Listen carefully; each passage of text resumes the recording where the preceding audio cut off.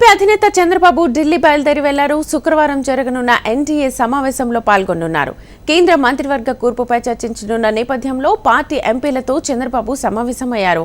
ఉండవల్లిలోని చంద్రబాబు నివాసంలో అందుబాటులో ఉన్న ఎంపీలతో బాబు భేటీ కాగా మిగిలిన ఎంపీలు జూమ్ కాల్లో అందుబాటులోకి వచ్చారు.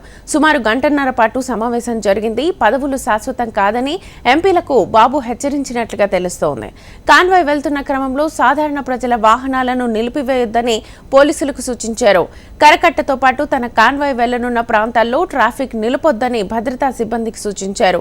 వీఐపీ సెక్యూరిటీ పేరుతో కాన్వాయ్ వెళ్లే మార్గంలో వాహనదారులు ఇబ్బందులు పడకుండా చూడాలన్న చంద్రబాబు సూచనను చీఫ్ సెక్యూరిటీ అధికారి ఉన్నతాధికారులకు తెలిపారు.